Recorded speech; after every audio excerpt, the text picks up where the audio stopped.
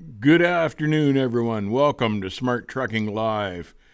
Glad you all could join us today. Josh Bulldog's here. Kelly Patterson's here. Camaro LT1 is here. Jeff Sutton's here. Jeff, appreciate it. Thank you. Shannon Girdle's here. Hey, Shannon, glad to see you could join us. How are you all doing today? The Lettuce King has joined us. Hey, Lettuce King. How are you doing? What's going on? Grilled Mortal is here. SoCal Sandman is here. Scott Kuhn is here. The gang's all here. Paul Hudson down in Illinois. Giant Squid 222 is in South Dakota.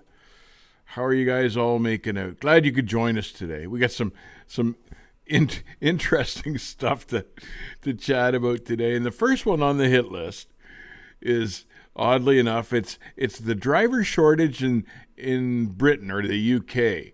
So whether it's a real driver shortage or a fake one like we have here where truly, there's plenty of drivers, they just won't work for the money the big carriers want to pay. And I imagine it's the same in Britain. But they've appealed to the government there. They've appealed to the governing body of trucking. Their version of the FMCSA appears to be called the Driver and Vehicle Standards Agency. Well, apparently, to help out with the driver shortage, the solution they've come up with is to drop the hours of service so the drivers that are working can work longer and harder and take up the slack from the trucks that aren't moving, which I had to read that twice because I thought that was just hilarious. I thought that can't be what they're really meaning. But that's truly their solution to the driver shortage. Their driver shortage is to throw out the hours of service. And I thought the hours of service was supposed to be about safety, but apparently not. Apparently it's truly about production. And when production goes down, they throw all the rules of safety out, the hours of service. And I got a real kick out of that. So A, I wonder how it's going to work, and B, I wonder if they'll even think of trying something like that here, because it would be hilarious to watch. What do you guys think of that solution? I thought, bureaucrats must be the same everywhere to come up with a solution like that. I could hardly believe it. I still had to read it a few times just because I thought that I must be missing something. Anyway, let me know what do you guys think, that would work, or have they all lost their minds over there? Hey, Fred Besmer's here in Rock Springs. Hey, Fred, I just caught you there. Tim Fields here. Who did you say, Kathy? Roger Penske's here.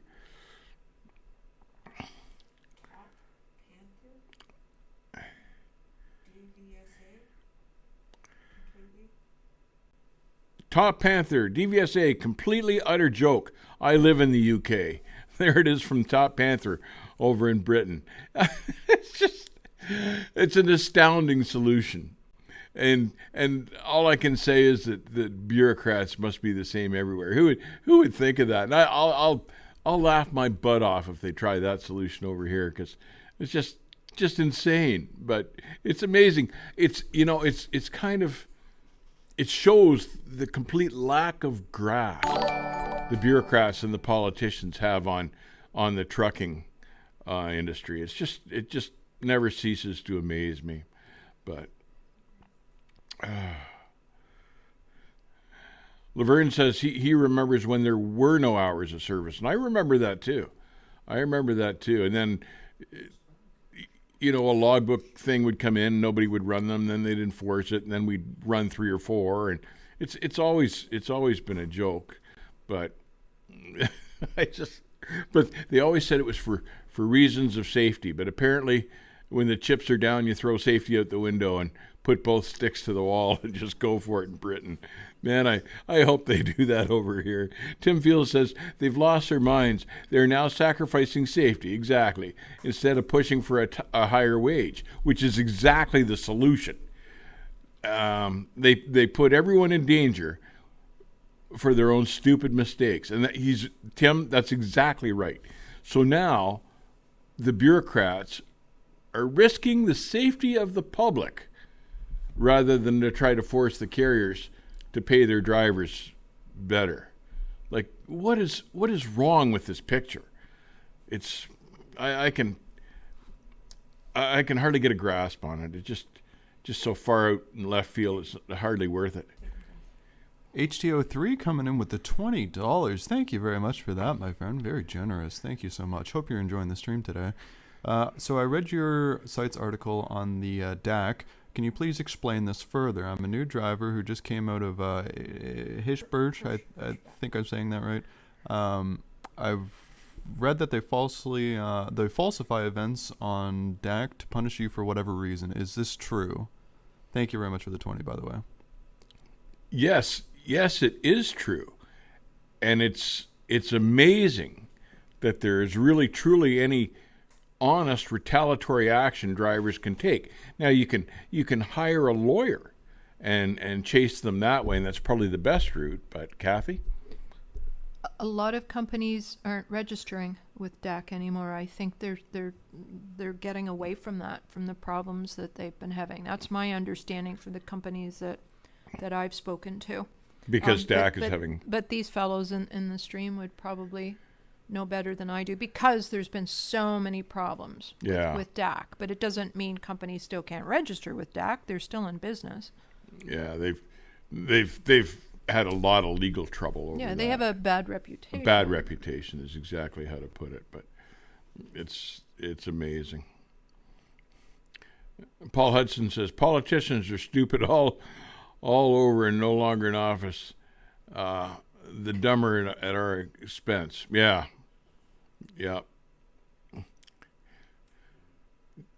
Jeff Reeves, they create a problem, then create more problems to solve that problem. Exactly right. That's exactly what they're doing. And by constantly working at solving the problems that they create themselves, it looks like they're busy, and it looks like they're doing something to help the public. And all they're doing is wasting our time and our money. And it just blows me away. It's amazing that we haven't just all thrown all our politicians in the river and scrapped the whole system and started fresh. But Matthew nails it. Safety only matters in an election year. Isn't that the truth? Yeah. Grilled Mortal has a comment. The first place I stayed in England was called the Crown Hill. The town was called Piss Hill. Crown Inn in Piss Hill. Roger Penske. One would think that it's a socialist country and a labor union party. This would not be possible. Little Viking Coach. The DAC is propaganda. If you keep your driving record clean, you will always have a job. And that's right. That's true. The good drivers never have trouble finding a job. That's just a universal truth. Do you think trucking companies should provide a GPS and an atlas, or it should be the driver? Jacob Green. That's a good question. For company drivers, I think those are tools of the trade. I think the company should provide them. Wayne Blue, is that allowing brokers to take such a large percentage of the load and pay the drivers more? In Britain, who knows what the case is? The bottom line is, if there is a driver shortage in Britain, it's created by the lack of proper wages. It's simple as that. And dropping the hours of service is not the solution. The second thing I wanted to talk to you about today is, I don't know if any of you have seen the latest Ice Road Truckers movie. And what the hell is it? I think it's called just The Ice Road with Liam Neeson. Have you guys had a chance to watch that yet? And I have to say, I am a Liam Neeson fan. And this movie was so bad that I may change my position on that. I don't know if he was hard up for money, but if you have to pay for it, don't waste your money. But if you get a chance to watch it, it's sad and pathetic all at the same time. I did a fair bit of eyeball rolling through the whole thing. It was, yeah, there's not too much realistic stuff in that movie. I gotta say that. Kelly Patterson. Yeah, I watched the movie 3 times. It's easy to pick apart, but it's fun. Yeah, Kelly, you've got the right attitude. It is fun, but holy God, some of the crap.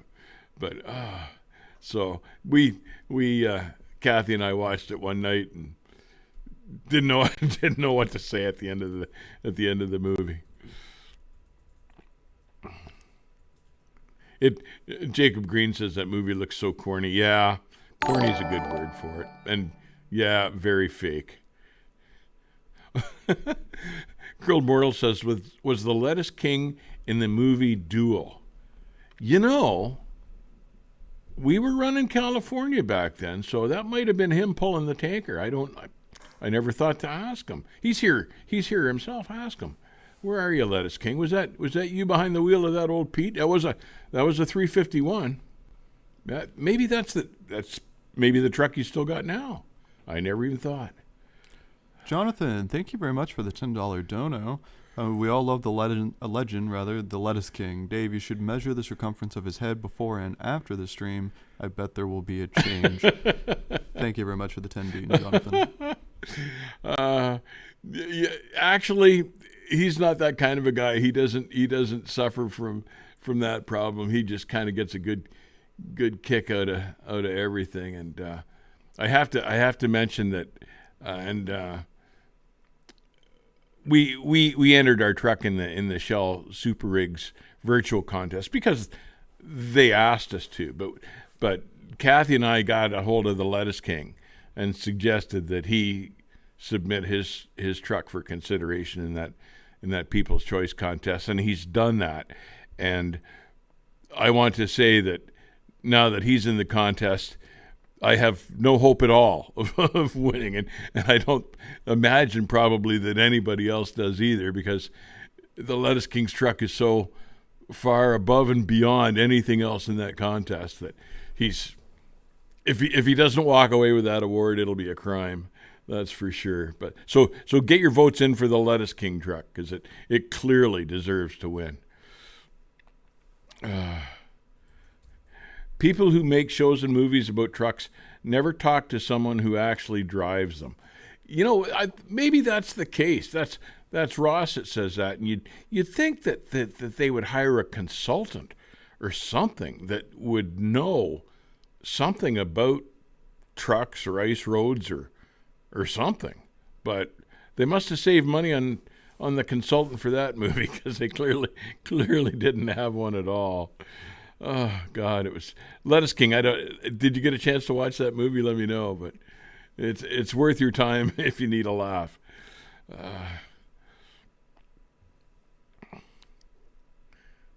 Have I seen the documentary Big Rig? He thought it was good. Yeah, I've watched that. It was a while ago since I've seen it, but it was a good documentary. A little long-winded, but it was good. Robert Daniel. Everyone, here's some good news and bad news for everyone that has a Volvo truck, and the North American Drivers Volvo is now back to work. Yeah, I read that, and it's a strange deal, because the workers have settled with Volvo, but they are not happy with the union, with the UAW. There are issues there, and the UAW is going to have to change the way they do business, because the UAW ordered them all back to work, and this happened 3 times. And the workers went back in, found out the deal, and went, nope, that's not good enough, and bailed out again. And so they've got huge union trouble there, and it's an interesting step in the history for unions right there, when the workers look at the agreement after they've walked back in and go, no, that's not what we wanted. We want more than that, and walk back out again. It's a big deal. So they're back to work now, and hopefully they'll stay back to work, and the trucks will start coming out there. They figure they're only a month behind, but that strike was something else. Daniel Ford with the 100 bomb. Unbelievable. Daniel, I don't even know what to say to that. Thank you so much for the generosity. You're usually coming in with the big donations, and we really appreciate that. We appreciate the support to the channel and the live streams. Not really sure what to make of the comment. Something stuff. And about sums up today's live stream anyways, so it's probably accurate. Thank you, Daniel, for the outstanding generosity. Thank you so much for that. Thanks, Daniel. Really appreciate it. Scranton Shaker says, and I assume he's talking about the Lettuce King, he has a nice truck, but I wish I could get the power he does. Or is it a B model? Lettuce King is it's a 3406B, I believe. Where's the drag race? You know what? He was supposed to come up here, and we were supposed to have that race, and he has been delayed. We haven't seen him yet. Yeah, he's scared he'll lose. Oh, I never thought of that. Prod him with that. Just trying to poke him with a hot stick. Yeah. Mm-hmm. See, if I have to race him, there's one time I wish I did have an automatic. They're definitely quicker through the gears, but I don't think I'll be swapping over just to race the Lettuce King. Yeah, but he's got two sticks to figure out. Yeah, he's got to go through the 2-stick thing. That's even slower than what I have to go through to get rolling. So it'll be an interesting race. You got to get up here, man. Got to get up here. We got to do that.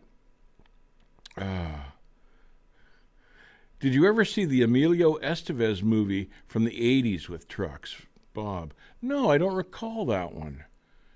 I don't recall. Do you remember a title or anything like that, or the plot? I don't think I ever saw Emilio Estevez in a truck movie.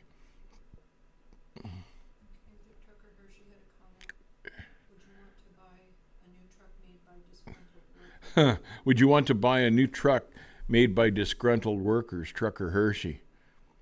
Hadn't even thought of that. It'll be interesting to see if the trucks that come off the line through that period have quality control issues, because, with cars, that is often the case. So it'll be interesting to see how this group of Volvos turns out, whether they've got issues or not. Huh. Yeah, good question, Trucker Hershey. Good point. Little Viking coach says he's a gruntled worker. A gruntled worker? We've all been gruntled at one point or another, I'm sure. I just saw someone said Maximum Overdrive, but that's not... was Emilio Estevez in Maximum Overdrive? All I can remember is the goofy trucks. I can't remember who starred in that movie. I remember that, God, the clown face on the one truck. I like the music, though.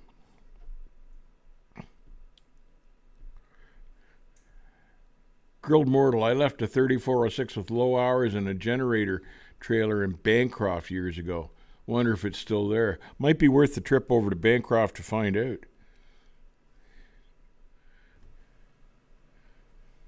GP Transco's here. Welcome.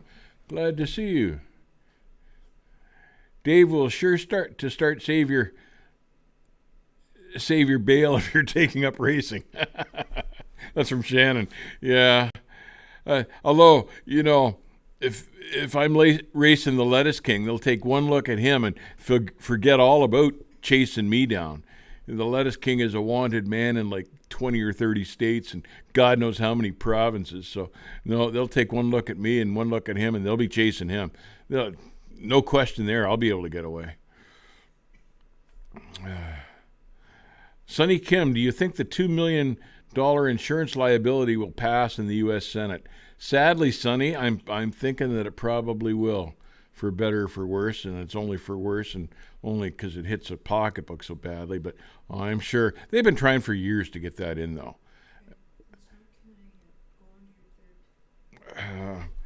What else was I going to talk about today here? Oh, this is interesting stuff.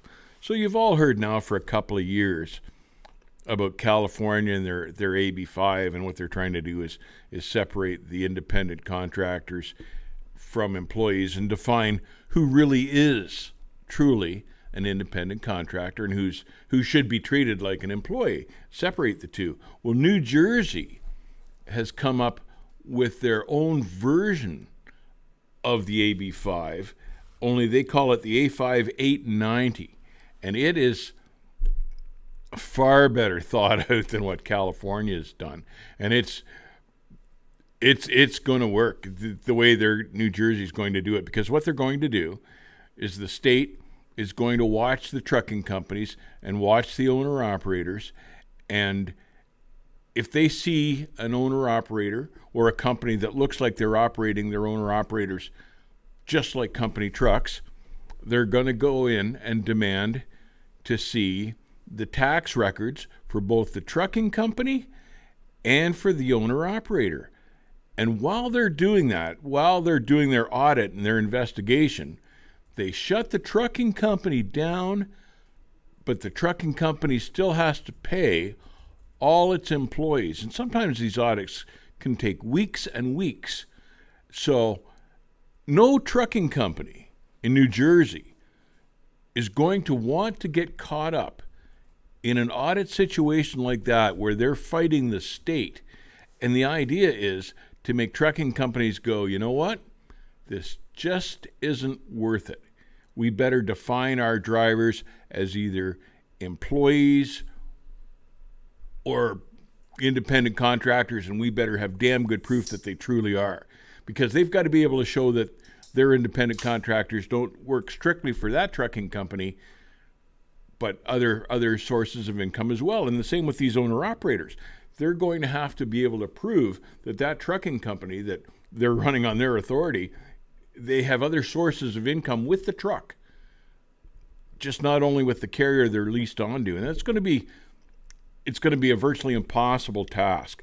So New Jersey, in one swift, clever move, is going to accomplish what California has not been able to accomplish in years. And they're going to discourage trucking companies from having independent contractors that aren't truly independent contractors. And as far as the lease operators go, the lease operators have no hope in a situation like this because they don't even own the trucks.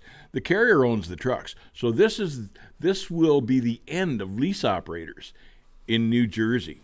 It's a brilliant move. It's a scary move. There are going to be all sorts of repercussions. And it's interesting to note that as this legislation in New Jersey and in California comes closer, all of a sudden there are owner-operators applying for their own authority. And of course, this is the most simple way to get out of this situation, is to run under your own operating authority. Then you clearly are independent.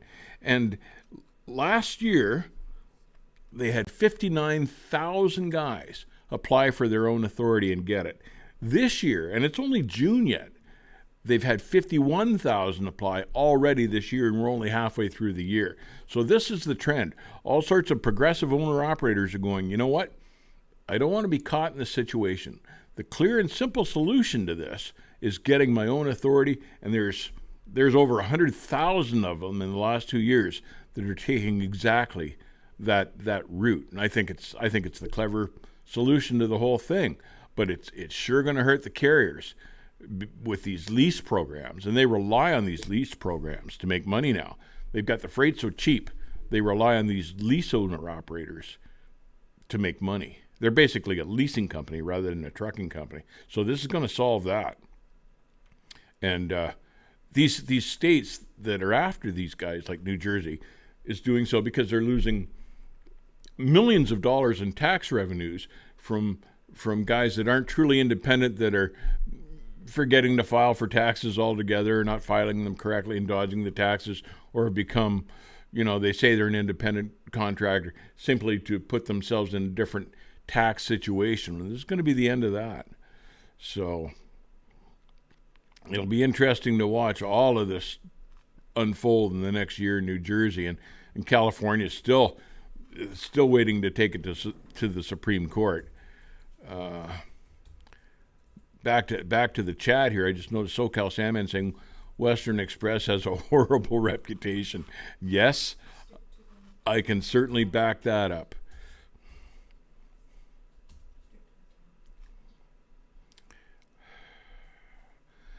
Corey Langford says, I make between $2,500 and $2,800 every 2 weeks as a company driver. And if a company driver can make that kind of money, why would you even want to be a lease operator with all the responsibility anyway? So I think you'll see trucking companies having to go back to good paying company driver jobs simply because they need to do that to keep their contracts and move the freight.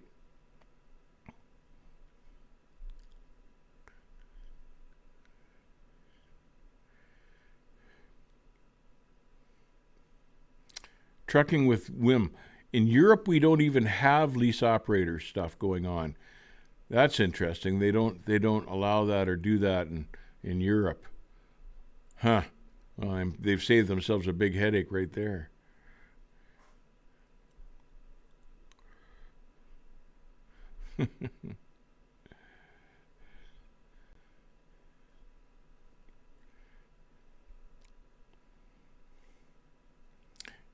Big money may convince New Jersey otherwise.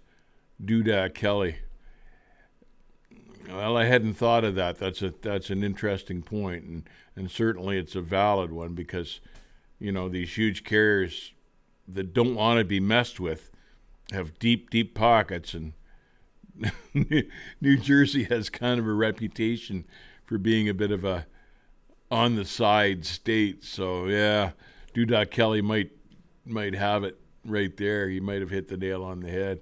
We'll have to watch and see. It'll be interesting to see because they've determined they're losing millions of tax revenue. But if the big carriers find some way to make that up to them, good point. Good point.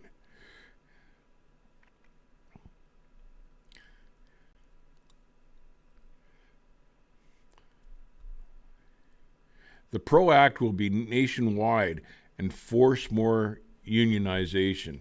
That's from Little Viking Coach. And there is why truck drivers took a hit in pay, honestly. I was at one time, I was a union company driver. I didn't care for it very much. But one thing you had to say about them was that you always made money, whether you were moving or sitting, you were always paid. And in trucking, that's a plus. Now, I didn't care for the politics of it, but certainly we've learned through the years that you just can't trust some of these big carriers to be fair with their people. And in a lot of cases, unions would be the solution. Now, back in the day when I was doing it, it turned out the unions were as crooked as some of the carriers. So they'd have to solve that problem because there's no point in paying Peter to be robbed by Paul. But so, unions had their own issues. But certainly, and I've said this before, certainly an honest union would be a good thing for truck drivers now these days, in my opinion. Because all the carriers aren't good carriers. You've got some of those huge carriers that just use and abuse their guys. And I don't think they should be allowed legally to get away with that. So the good carriers don't need union drivers because the good carriers keep their drivers happy, and those drivers don't want a union. They know they're being fairly paid and treated. No need for the union there. It's these monsters like Swift that underpay their guys that need a union. And Western Express, there's another one that needs a union.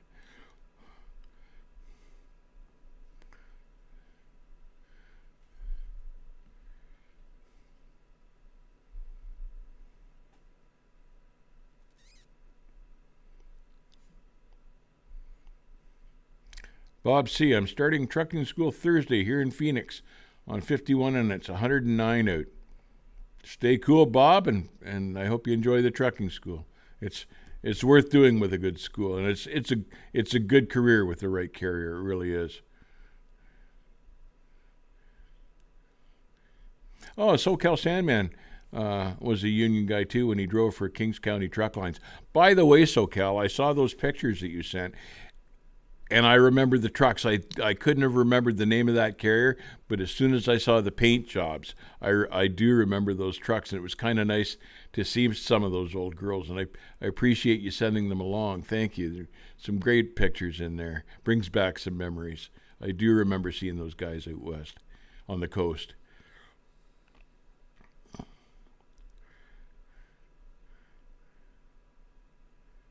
Huh. Tim with WIM says, in the Netherlands and a lot of other countries, you have to be 100% owner-operator if you want to transport goods commercially. even if you have to go to school for 2 years to get all the licenses. Well, that's a good practice, frankly, and it avoids that lease operator mess that a lot of people are into here in the States. And I'm not saying every lease program is a bad thing, but so many of them have turned out to be a scam and a rip that you're almost better just to avoid them all like the plague, because you can't tell which ones are going to be honest and which ones are going to be are not going to be honest. So I would just, avoid them like the plague on principle. Yeah, those SoCal, those paint schemes were unique, but that was kind of cool of carriers back in like the 60s and 70s. I like a lot of those old paint schemes were really cool. I'm trying to think of the name of the one guy. His name was Little Mike, and he ran beer up in Iowa, and he had a couple of long hood Kenworths, and he had a really cool paint scheme. It's kind of a light sand color and chocolate brown with a stripe across the middle of the truck like that. Man, those trucks were cool looking trucks. Animal Preet says Midland Transport looks pretty good. Yeah, if you get the right truck, yeah, some of those trucks do look good. I agree. Kelly Patterson says, I belonged to 2 unions in my life and aided both of them. Aided? He probably hated both of them is what he means. Yeah, I lasted like a year and a half with the Teamsters, and I think I've told this story before, but I was the bottom of the list of seniority, and everything is seniority for a union guy. So I would only get a call to come into work when it was snowing so hard you couldn't see across the street. It was like minus 40 and the wind was just howling. And then the senior drivers didn't want to go out. And then they'd call me in. And I got to hate that. But when the weather was good, those guys just they come in and turn and burn and just make money and money and money. And I was just sitting at home with my feet up. So that was what I didn't like about it, was the seniority thing. GP Transco has a comment. We have a new shop manager who joined the company recently and came from a union company. In his words, working here at GP is like heaven compared to his past union work. Yeah. The unions, there's a whole lot of stuff wrong with unions. But if you work, like I said, if you work with a good carrier, there's no need to have a union. But sometimes unions just ball up the whole process and slow down the work and don't accomplish anything.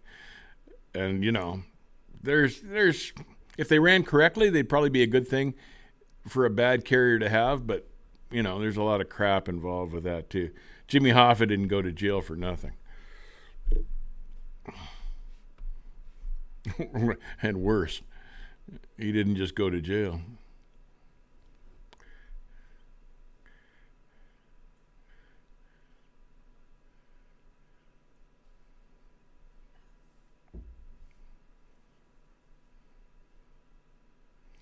Hey, Dave, what do you think of SGT trucks? Robert Daniel. I haven't seen one of those things in quite a while, but I thought we had a word for that shade of green. That they used to be this god-awful shade of green, and it was like baby diarrhea green or something. It was just friggin' an awful green, but I don't see those guys around anymore. So yes, I finished the 3 things that I wanted to talk about there, with the New Jersey AB5 version and the Ice Road Trucker movie with Liam Neeson, and yep, I've finished that. So we'll open it up to chat and questions now. Did you ever talk to some old guys on 69, the Animal bottle cap pleasure pack where they I remember talking to a guy called Bottle Cap years ago, Grilled Mortal on 69. I used to come up that way a fair bit. Well, to get home, of course, too. But I like to run. I ran a lot of, when I was a union guy for Trimac. I ran a lot of the Sioux because I liked going up there. And I remember talking to a guy named Bottle Cap. I sure do. It was Trimac was. I'm trying to say they were good and bad. I'm trying to think of the good parts, and I'm struggling to think of any. But cab over Freightliners, back then grilled mortal, no insulation, no fuel gauges because they were too cheap to put fuel gauges in these Freightliners. So, and we just about froze in the winter, which is when I was working most of the time. It was in the really bad weather. But they used to pay me extra. They had a really small yard up in Nobel, and they would pay me on a Saturday. They would pay me a full 8 hours to come in for 3 hours and park all the trucks because I was the only one that could back up B trains. They were all B trains, and Donnie Palmer could back them up, but he didn't like to work Saturdays. And Tim, I think Tim could back them up too, but I would go in Saturdays and back in all the B trains side by side, and they'd pay me for 8 hours. That was the best part of my job there, anyway. Little Viking Coach, if you let dispatchers pick your loads as a lease operator, then you're putting your business in a stranger's hands. Exactly right. Now, my understanding was that as a lease operator, you got to pick your own loads, and you could reject the ones you didn't want. But I can also believe, knowing the trucking industry the way that I do, that there will be some trucking companies where they assign their lease operators loads and tell them, this is what you're doing next. So you're just paying for the company truck, basically.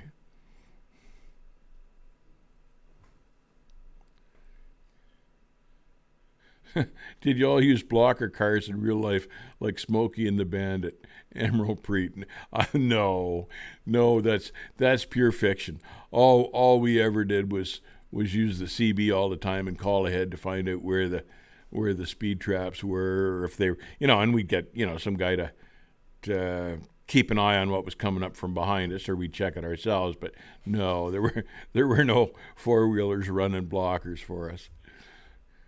Made great script for the movie, though. Bob C. says, I think he's in the last school that teaches manual transmissions in Phoenix. I read when we were doing research for the automatic versus manual transmission video that all the driving schools were going to automatics. They all liked the driving schools because they could get their students through faster, and it was just easier for the students to drive. So I can see, if I owned a driving school, the advantage of an automatic transmission, certainly. I still think everyone would be better off if they could learn to drive a standard as well, but not everyone's going to get that chance. Fred Besmer, hey Dave and Kat, I heard Clifford Truck Show might be happening August 27th and 28th. Maybe see you guys there. Fred, we heard that too. And who told us? The Lettuce King tell us that, or you found that? But yeah, we heard too that they're going to run it. So we might just make it over there. That's a really, I always liked that truck show because I was a big cab over fan, and there were always lots of nice cab overs there.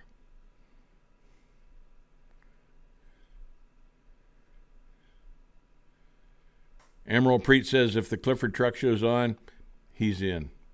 We'll see you there, man. I hope it's on. Lyndon Johnson, and I'm a company driver because nobody fooled me into thinking a 1099 is in any way advantageous to my financial situation. There's something else you got to watch out for. This 1099 thing in the States, we have a different name for it up here, but it is not the way to go. If you're going to make trucking your career, you don't want to fall into one of these 1099 tricks, or we call it driver's ink up here. But you don't want to get involved in that, because you're violating the rules of the IRS, basically, or Revenue Canada up here. They have rules against that stuff, and it's just a matter before you get caught, and then they'll present you with a bill for $64,000 in back taxes. Well, who's got it? Nobody. So don't even get into that mess in the first place. Be an employee of the company. Don't try this driver ink business or this 1099 business. Joseph Casey, thank you very much for the $5 donation. How do I reduce the weight on my steer tires? Had a load where no matter how much I adjusted the tandems, I couldn't get under 12K. Thank you very much for the 5, Joseph. Joseph, depending on the truck that you have, you should be able to slide the fifth wheel back to get weight off the steering axle. Now, some trucks, like a lot more of the new drop nose trucks, have more of an issue with being 12,000 on the steering axle almost before they put a load on. I know that some of the Volvos had that issue because bear in mind, the engine is up front already. So the idea is that, you've already maxed out your steering axle, so all you have to do is worry about the weight on your drives and your tandems.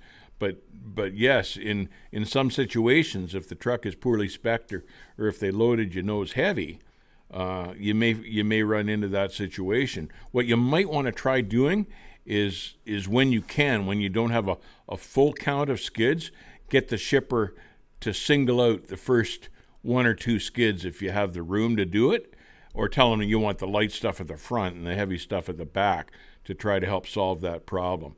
But like I say, sliding the fifth wheel back should be the first thing that should help you out, unless you've got one of these drop nose trucks, and then you're going to have to work with the load. And you may even have to get them to cut back on the gross. They won't like it. The shipper won't like it, but there's no point in being illegal. Bearing in mind, though, too, that some states allow you to run 20,000 on the steering axle in the States. So kind of a case by case, state by state basis there.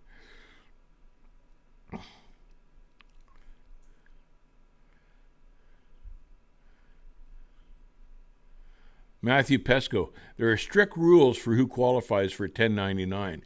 If an employer falsely qualifies you as a 1099 instead of a W-2, you can file a complaint with the IRS. And so you should, because all sorts of nickel and dime carriers would prefer to pay their drivers as a 1099 when it's not legal. So be on top of that stuff. It's got serious ramifications. Sean McGuire, hey Dave, how much driving experience do I need until another carrier accepts me? I want something closer to home, and I'm currently at 6 months. Love the channel. Stay safe. A lot of places, a lot of good places now, Sean, are only asking for a year's worth of driving experience before they'll take you on. So check out the carriers in your area, but some of the good ones only require a year now.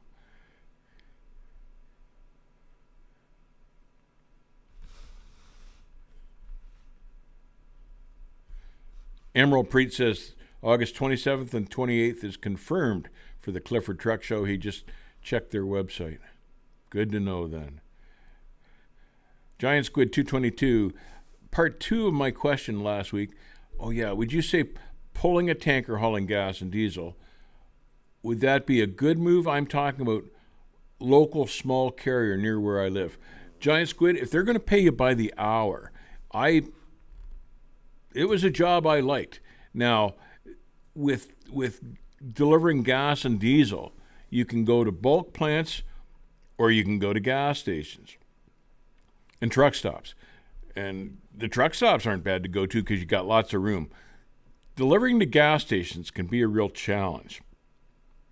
So find out if that's the kind of work they do, because that's a whole different deal getting in and out of a busy gas station on a Saturday morning with a loaded tractor trailer. And delivering to bulk plants is always a pleasure. There's no waiting. You just drive in, they come out and greet you, they plug you in, you offload, and you're on your way. So I really enjoyed that kind of work. I did that probably 7 years total in my career between a couple of different carriers, and I liked it. But make sure you're being paid by the hour, not by the mile, because sometimes it takes time, because sometimes you got to wait at the refinery, or it's a slow loading process or something. So by the hour, I say.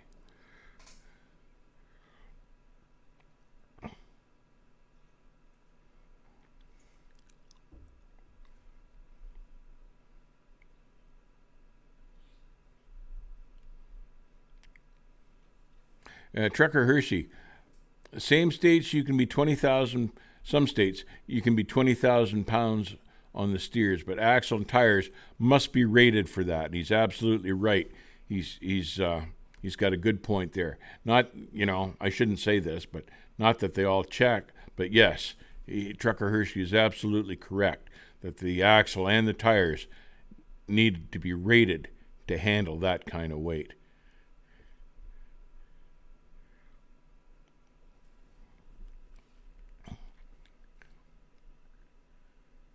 Yeah, Grilled Moral says, this is about driving the gas trucks. Figure out how much you make per hour from the time you leave your house until the time you get home.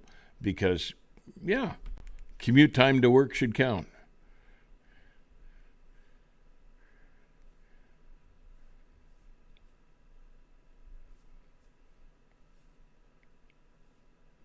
Yeah, Robert Daniels says, even with a drop nose truck, you should still be able to get the weight off the steering axle as long as you can slide your fifth wheel.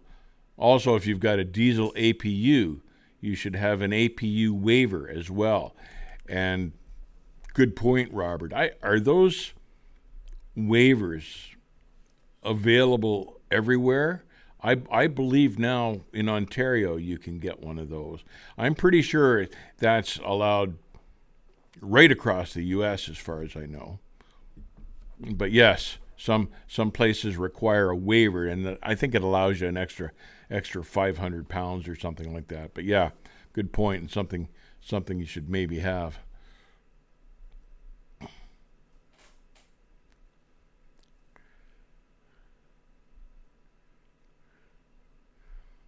Roman Randolph, just a shout out from L.A. Hey man, how are things going down there? I miss going to California. I still do. I hear the state's just a bit of a mess these days under Newsom. Is that the guy, Newsom, the new governor? I guess he's kind of fallen down, but I do miss going to California. I like California.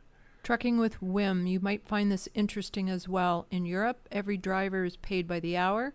Pay per driven kilometer faded out somewhere in the late 80s. Huh. Yeah, that, you know what? Someone else had mentioned that to me one time, and I had forgotten but yeah, that's highly progressive of Europe to pay everyone by the hour. I think that's how it should be here. I think that's the only fair way for truck drivers to be paid. And I'm not just talking like the local guys and the delivery guys, but even the long haul guys. Because it's, if you have a slow week or short trips or get hung up in traffic or a breakdown or something, why should that be costing you money? I strongly believe that if this were a truly progressive industry, that we should all be paid by the hour. And I remember them asking Derek Leathers in an interview a number of years ago, and he's the CEO of Werner Transport. They asked him if he would consider paying his drivers by the hour, and his response was, it would be a short consideration to be sure, meaning he thought about it for about 5 seconds, realized what that would truly cost Werner, and just not even think about that anymore, because that was too expensive to pay drivers that way. It was cheaper to pay them by the mile. And when that means cheaper, it means the driver's making less money than he would be on being paid by the hour. And I never forgot that.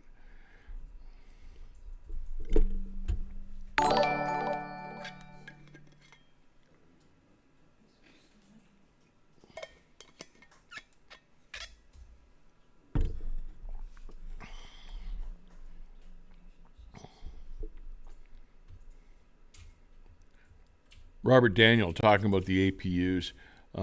Mostly every state now will not ticket us anymore with or without the waiver. I think he means they see the APU, they just give you the green light and let you go on that. Most every state now, he says, and I would believe that would be true. That would be the case.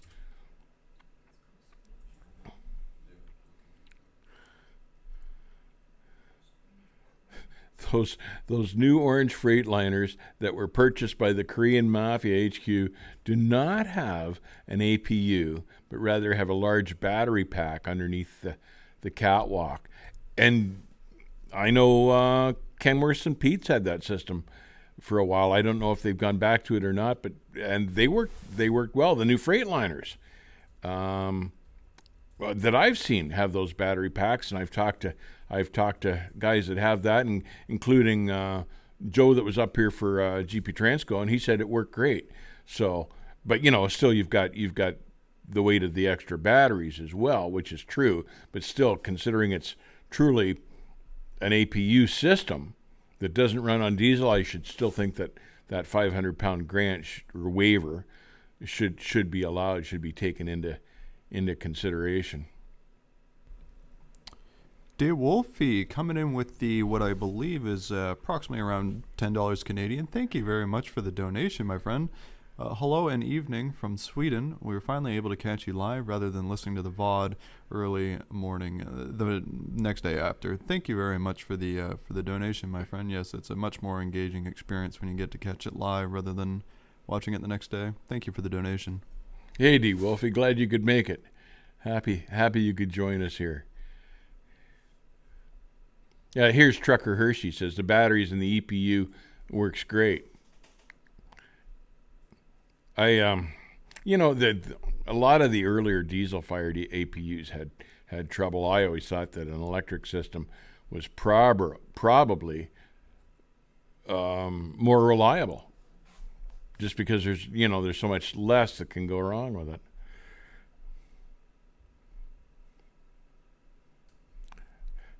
Huh. The Horton David says you can't run an APU. I heard they will ticket you. Probably you're talking about some states like California, and there are issues in California and New Jersey as well, I believe, with diesel-fired APUs if they're too noisy and too loud. And I've heard that before. And I know some guys will run generators like APUs to fire their internal equipment in the truck, and some of those things are god-awful loud. So I can understand needing a generator every once in a while to do repairs on your truck or whatever, but I'm not in favor of loud generators running in the truck stops at night. That just disturbs everybody. Graham Smith, thank you very much for the new membership. Welcome to the team. Hope you enjoy the extra benefits that come along with it. We'll actually be having a special video coming up within, I believe, hopefully what will be this week, and it'll actually be an inside tour of Dave's truck for members only. So be looking forward to that. Yes, we are working on that. And welcome aboard, Graham. Appreciate you joining. D. Wolfie says, took Volvo long enough to introduce a small battery to ensure starting power if the main one gets low on the European market. That's a good idea. Well, yeah, because, you can run down your batteries to the point where you can't start the truck if you're not careful. So, and I experimented years ago with like a one-way relay switch on a second set of batteries, and it didn't really work that well, but I always thought that, if the fault was mine because I couldn't perfect what I was working on there, but I always thought that having available electric power would always be a good idea. And what I used to do after that, when that experiment didn't work, was I would just plug into the battery on my reefer engine, run the reefer, and charge my truck batteries if I needed to. And that worked just fine.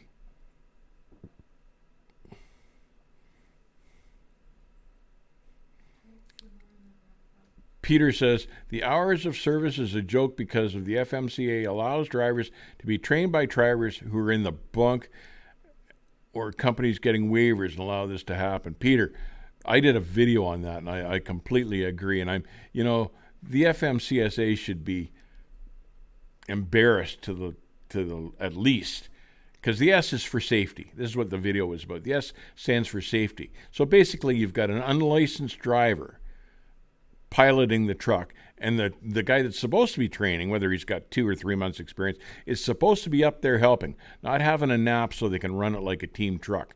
And I think that's insane, and I think that's crazy. But it goes to prove that at the end of the day, it isn't about safety. It's about money. It's always about money. So just don't even bother us with the goofy spiel about safety if you're not going to practice it.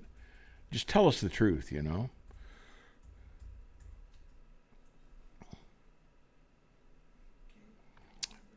Well, I guess we should get to wrapping it up for the evening.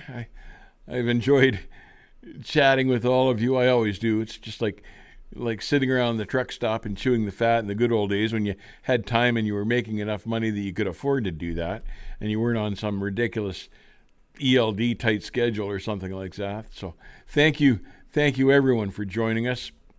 Appreciate it. I really enjoyed it.